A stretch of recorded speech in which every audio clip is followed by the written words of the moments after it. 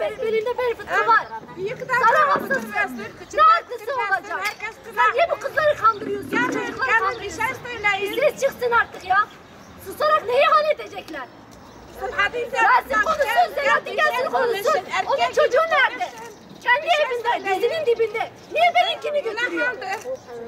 Niye susacağım artık, yeter. Halkım için mücadele ediyorum diyor. Ben onun halkıyım. Gelsin benim için de mücadele. Çocuğu nerede? Nerede benim kız kardeşim ya? Nereye götürdü?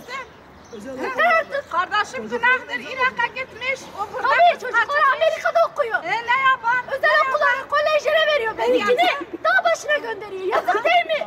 Günah. Artık susamıyorum, yeter. Derdime derman olsunlar. Gelsinler bir sorsunlar. Kızım ne derdin var? Benim bacımı getirsinler. Ver fotoğrafını. Canım var, Sustum yeter. Azrail var. Ben kalkıyorum. Bunun acısını çekiyorum. Her şey var. Yeter artık. Gelsin benim derdimi sorsun. Benim kız kardeşimi bana geri getirsin. Acı yeter ya. Halkım için mücadele ediyorum diyor. Gel halkının derdini sor.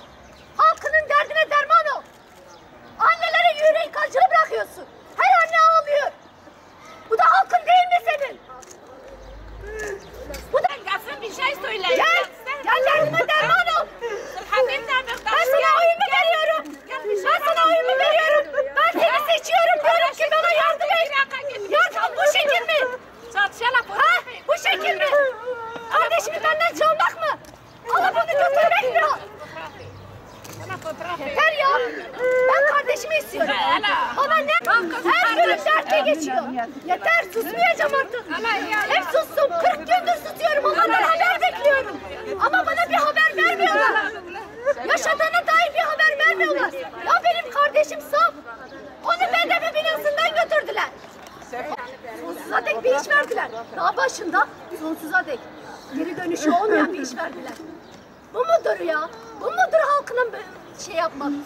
Mücadele etmek. Karşılığı bu değildir ya. Lütfen buradan Selahattin'e, buradaki Gülten'e hepsine sesleniyorum. Getir kardeşimi getir. Senin çocuğun dizinin dibindeyse benimki de dizimin dibinde olsun. İşte bu kız çocuğunun ablası gibi herkes dinliyorsa, herkes çocuklarını istese artık bu iş bitecek. O gelir mi bir yere, gelir mi? Çocuk ne geldirsinler? Ben canımı alsınlar.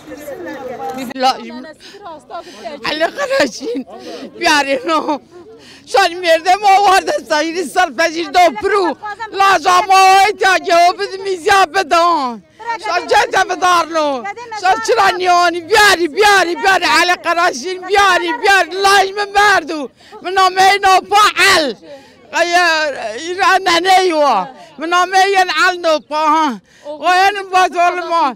Kara kaza kamar menameyno payin batolun bermo.